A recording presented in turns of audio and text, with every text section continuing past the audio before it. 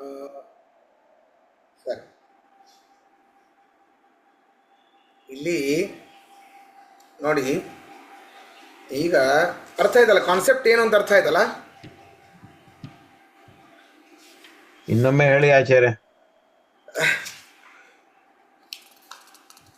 ಅದೇ, ಈಗ ವೇದದಲ್ಲಿ ಬರುವಂತಹ ಏನು ಶಬ್ದಗಳಿವೆ ಅವುಗಳಿಗೆ ಸುಮ್ಮನೆ ಮತಿಗೆ ಬಂದ ಹಾಗೆ ಗತಿ ಇಲ್ಲದೇನೆ ಅರ್ಥ ಮಾಡೋದಲ್ಲ.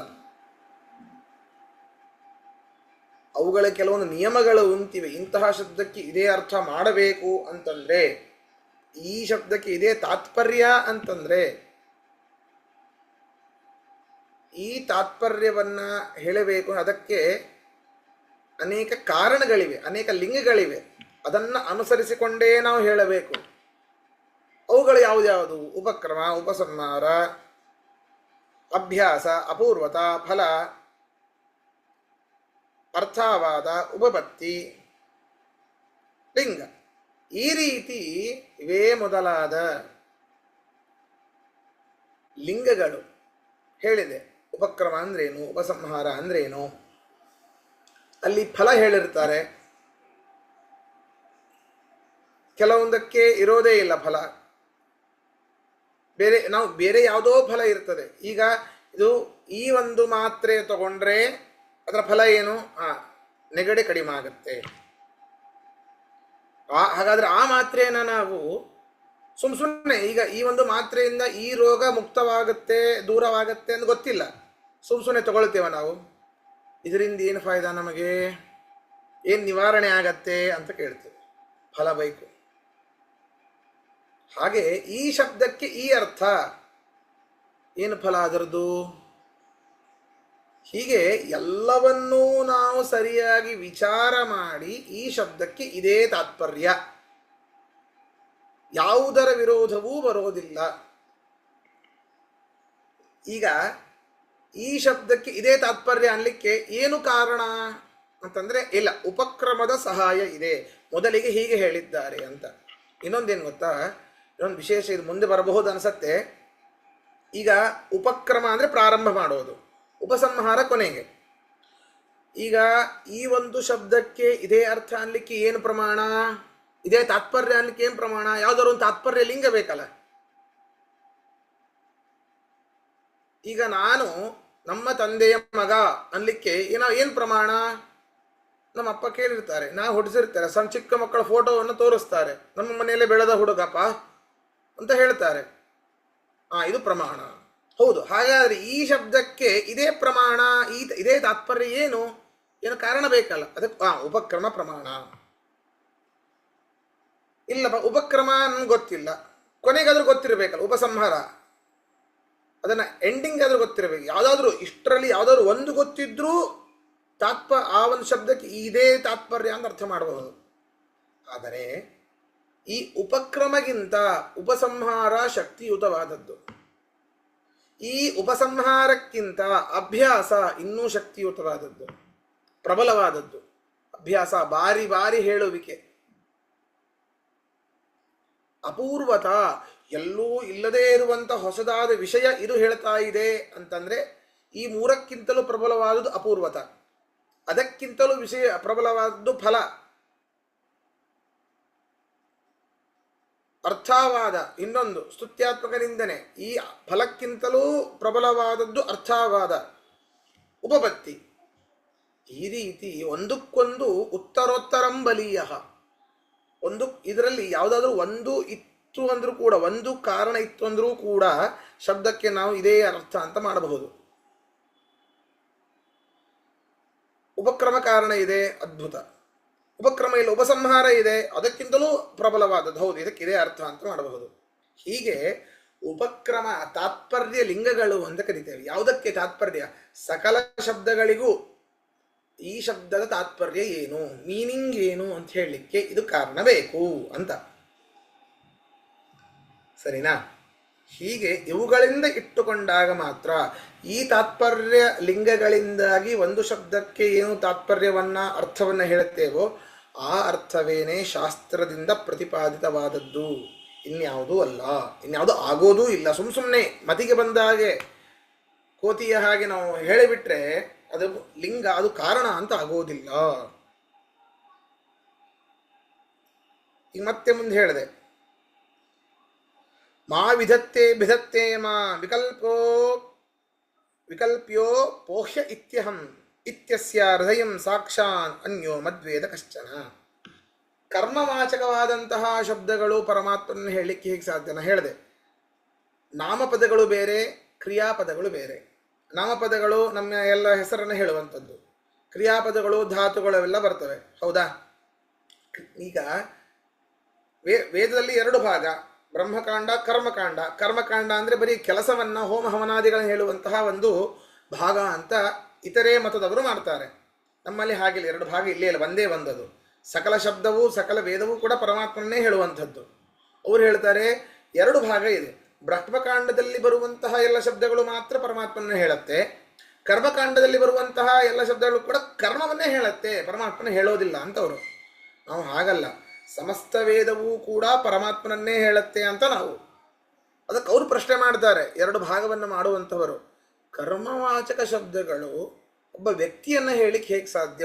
ಒಬ್ಬ ವ್ಯಕ್ತಿ ಯಾರಾದರೂ ಅವನ ಹೆಸರು ಕೂತ್ಕೋ, ನಿಂತ, ಕೂಡುತ್ತಿದ್ದಾನೆ, ಬರುತ್ತಿದ್ದಾನೆ ಅಂತ ಹೆಸರಿಟ್ಕೊಳ್ತಾನ? ನ ಭಕ್ಷಯೇತ್ ನ ಪಿಬೇತ್ ಅಂತೆಲ್ಲ ಇದೆ. ಇದೆಲ್ಲ ಪರಮಾತ್ಮಲ್ಲಿ ಹೇಗೆ ಅನ್ವಯ ಆಗತ್ತೆ ಅಂತಂದರೆ, ಯಾವ್ದ್ಯಾವುದು ನೋಡ್ರಿ, ಅಲ್ಲಿ ಮಾಂ ವಿಧತ್ತೆ ಅಭಿಧತ್ತೆ ಮಾಂ,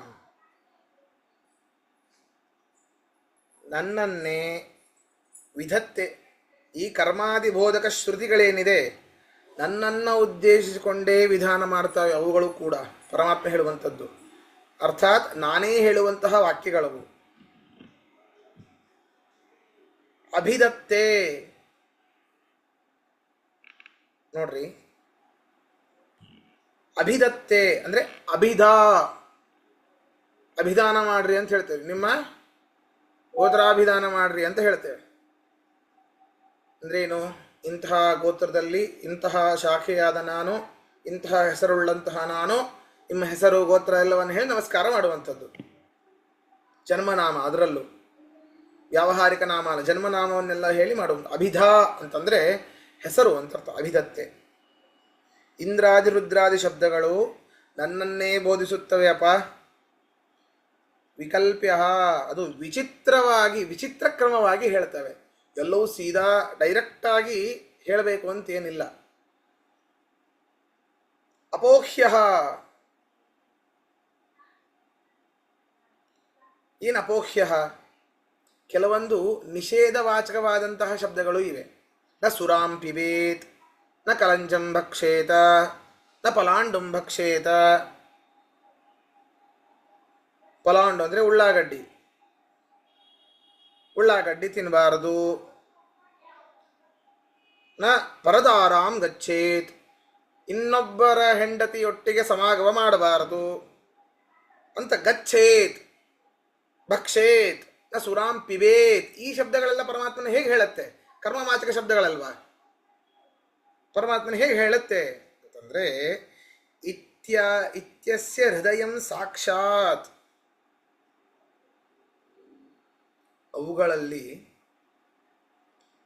ಆ ವೇದಗಳು ಏನು ಮಾಡ್ತವೆ ಅಂತಂದ್ರೆ, ನನ್ನ ಅಭಿಪ್ರಾಯವನ್ನೇ ಅವು ಹೇಳುವಂಥದ್ದು. ನನ್ನ ಅಭಿಪ್ರಾಯವೇ ಆ ವೇದಗಳು ಹೇಳುವಂಥದ್ದೇ ಹೊರತು, ಹೀಗೆ ನಾನು ಬೇರೆ, ನಮ್ಮಲ್ಲಿ ಮನುಷ್ಯರಲ್ಲಿ ಪರಮಾತ್ಮನ ಹೊರತುಪಡಿಸಿ ಬ್ರಹ್ಮಾದಿ ಚೇತರನ್ನು ಹಿಡ್ಕೊಂಡು ಬನ್ನಿ, ನಾವು ಬೇರೆ, ನಮ್ಮ ಮನಸ್ಸು ಬೇರೆ, ನಮ್ಮ ಶರೀರ ಬೇರೆ, ನಮ್ಮ ಅಭಿಪ್ರಾಯ ಬೇರೆ, ನಮ್ಮ ಜ್ಞಾನ ಬೇರೆ, ನಮ್ಮ ಕ್ರಿಯೆ ಬೇರೆ. ಕ್ರಿಯೆಗೂ ನನಗೂ ಭೇದ ಇದೆ, ಜ್ಞಾನಕ್ಕೂ ನನಗೂ ಭೇದ ಇದೆ, ನನ್ನ ಮನಸ್ಸಿಗೂ ನನಗೂ ಭೇದ ಇದೆ, ನನಗೂ ನನ್ನ ಶರೀರಕ್ಕೂ ಭೇದ ಇದೆ. ಪರಮಾತ್ಮನಿಗೆ ಹಾಗಲ್ಲ. ಪರಮಾತ್ಮ ಜ್ಞಾನಸ್ವರೂಪ, ಕ್ರಿಯಾಸ್ವರೂಪ, ಗುಣಸ್ವರೂಪ. ಅವನ ಅಭಿಪ್ರಾಯ ಒಂದು ಗುಣ. ಅವನ ಅಭಿಪ್ರಾಯವನ್ನೇ ಹೇಳ್ತಾ ಇದೆ ಅಂತಂದ್ರೆ ಅರ್ಥ ಏನು? ಅವನನ್ನೇ ಹೇಳ್ತಾ ಇದೆ ಅಂತ ಅರ್ಥ. ಯಾಕೆ? ಅವನ ಕ್ರಿಯೆಗೂ ಅವನಿಗೂ ಭೇದ ಇಲ್ಲ, ಅವನ ಗುಣಕ್ಕೂ ಅವನಿಗೂ ಭೇದ ಇಲ್ಲ, ಅವನ ಶರೀರಕ್ಕೂ ಅವನಿಗೂ ಭೇದ ಇಲ್ಲ. ಆದ್ದರಿಂದ ಅಭಿಪ್ರಾಯವನ್ನು ಬಹಳ ಬಹಳ ಕಷ್ಟವಾದದ್ದಿದು, ಅಷ್ಟು ಬೇಗ ಅರ್ಥ ಆಗೋದಿಲ್ಲ. ಹೀಗೆ ಈ ಕ್ರಿಯಾತ್ಮಕನಾದವನು ನಾನೇ. ಇಲ್ಲಿ ಕ್ರಿಯಾವಾಚಕ ಶಬ್ದಗಳು ಹೇಗೆ ನನ್ನನ್ನು ಹೇಳುತ್ತೆ ಅಂತ, ನನ್ನ ಅಭಿಪ್ರಾಯವನ್ನೇ, ನನ್ನ ಹೃದಯಂ ಇತ್ಯಸ್ಯ ಹೃದಯಂ ಸಾಕ್ಷಾತ್ ಅನ್ಯೋ ಮದ್ವೇದ ಕಶ್ಚನ, ನನ್ನ ಹೃದಯ ನನ್ನ ಅಭಿಪ್ರಾಯವನ್ನೇ ಹೇಳುತ್ತೆ. ಈ ಕ್ರಮವಾಗಿ ನಾನೇ ತಿಳಿಬಹುದೇ ಹೊರತು ಇನ್ಯಾರೂ ತಿಳಿಲಿಕ್ಕೆ ಸಾಧ್ಯ ಇಲ್ಲ. ಅನ್ಯ ಕಶ್ಚನ, ಮತ್ಯಾರೂ ಕೂಡ ಆಮೂಲಾಗ್ರವಾಗಿ ವೇದವನ್ನು ತಿಳಿಲಿಕ್ಕೆ ಸಾಧ್ಯ ಇಲ್ಲ ಅಂತ ಭಾಗವತದಲ್ಲಿ ಹೇಳಿದ್ದಾರೆ. ಆದ್ದರಿಂದ ಕರ್ಮವಾಚಕ ಶಬ್ದಗಳು ಪರಮಾತ್ಮನನ್ನು ಹೇಗೆ ಹೇಳತ್ತೆ ಅಂತಂದರೆ, ನಿಷೇಧಾತ್ಮಕವಾದಂಥ ಶಬ್ದಗಳು ನ ಪಿಬೇತ್ ನ ಗಚ್ಚೇತ್ ನ ಭಕ್ಷೇತ್, ನನ್ನ ಅಭಿಪ್ರಾಯವನ್ನು, ಇತರ ಸ್ತ್ರೀಯರ ಸಮಾಗಮ ಬೇಡ ನನ್ನ ಅಭಿಪ್ರಾಯ, ಅದು ಈರುಳ್ಳಿ ತಿನ್ನಬಾರದು ನನ್ನ ಅಭಿಪ್ರಾಯ, ಸುರೆಯನ್ನು ಕುಡಿಬಾರದು ಅದು ನನ್ನ ಅಭಿಪ್ರಾಯ, ನನ್ನ ಮನಸ್ಸಿನ ಮಾತುಗಳವೆಲ್ಲ.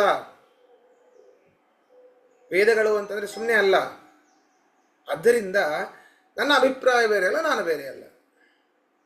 ಅದರಿಂದ ಆ ಶಬ್ದಗಳಿಂದಲೂ ವಾಚ್ಯನಾದವನು ನಾನೇ, ಅದನ್ನು ತಿಳಿಲಿಕ್ಕೆ ನನ್ನಿಂದ ಮಾತ್ರ ಸಾಧ್ಯ. ಅನ್ಯೋ ಮದ್ವೇದ ಕಶ್ಚನ, ಅನ್ಯ ಕಶ್ಚನ, ಯಾರು ಇನ್ನುಳಿದವರು ಯಾರೂ ಕೂಡ ಅದನ್ನು ತಿಳಿಲಿಕ್ಕೆ ಸಾಧ್ಯ ಇಲ್ಲ. ಬರವರ ಯೋಗ್ಯತೆಗೆ ಅನುಸಾರವಾಗಿ ಬ್ರಹ್ಮಾದಿ ದೇವತೆಗಳೆಲ್ಲ ತಿಳಿಯಲಿಕ್ಕೆ ಸಾಧ್ಯ ಉಂಟು.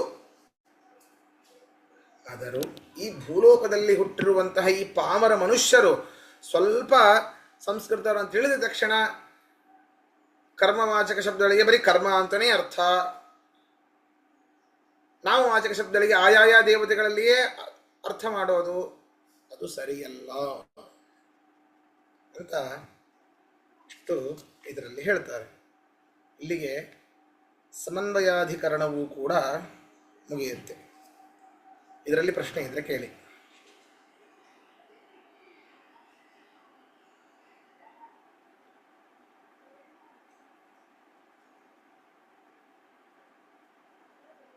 ಗುರು ನಮಸ್ಕಾರ. ಹಾ, ಉಪಪತ್ತಿಯನ್ನು ಯುಕ್ತಿ ಅಂತ ತಗೋಬೇಕಾ ಗುರು, ಹೇಗೆ ಅದು? ಹೌದು, ಉಪಪತ್ತಿ ಅಂದ್ರೆ ಯುಕ್ತಿ, ಅಂದ್ರೆ ಕೊನೆಗೆ ಬಂದು ಎಲ್ಲಿ ನಿಂದಿರುತ್ತೇವೋ ಅಂತ. ಓಕೆ, ಕೊನೆಗೆ ಹೇಳೋದು ಉಪಸಂಹಾರ ಅಲ್ಲ ಗುರುಗಳೇ? ಆಗಲ್ಲ, ಅದು ಬೇರೆ, ಉಪಸಂಹಾರ ಬೇರೆ. ಈ ಎಲ್ಲವನ್ನೂ ನೋಡಿದಾಗ ಸರಿಯಾದ ಉಪಪತ್ತಿ ಅಂತಂದ್ರೆ ಯುಕ್ತಿ ಅಂತಲೂ ಬರ್ತದೆ, ಯುಕ್ತ್ಯಾತ್ಮಕವಾದ ಜ್ಞಾನ ಅಂತ ಅರ್ಥ ಅದು. ಮತ್ತೆ ಲಿಂಗಂ ಅಂದ್ರೆ ಲಕ್ಷಣ ತಗೋಬೇಕಾ? ಲಿಂಗಂ, ಲಿಂಗ ಅಂದ್ರೆ ಈ ಎಲ್ಲ ಲಿಂಗಗಳು, ಈ ಎಲ್ಲವೂ ಕಾರಣಗಳು ಅಂತ ಅರ್ಥ. ಲಿಂಗೈಹಿ, ಲಿಂಗಂ ತಾತ್ಪರ್ಯ ನಿರ್ಣಯ, ಲಿಂಗ ಅಂದರೆ ಕಾರಣ ಅಂತ ಅರ್ಥ. ತಾತ್ಪರ್ಯ ನಿರ್ಣಯೇ ಲಿಂಗಂ. ಈ ಉಪಕ್ರಮ, ಉಪಸಂಹಾರ, ಅಭ್ಯಾಸ, ಅಪೂರ್ವತ, ಫಲ, ಅರ್ಥವಾದ ಉಪಪತ್ತಿ, ಈ ಎಲ್ಲವೂ ಕೂಡ ತಾತ್ಪರ್ಯ ನಿರ್ಣಯೇ ಲಿಂಗಂ.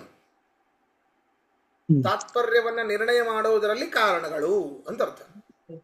ಅಂದ್ರೆ ಈ 7 ಬೃಹತ್ ಸಂಹಿತ ಅದರಲ್ಲಿ ಬಂದಿದೆ, ಆ ಗ್ರಂಥದಲ್ಲಿ ಉಕ್ತ ಮಾಡಿದ ಅಂತ ಹೇಳ್ತಾರೆ ಇದ್ದಾರೆ.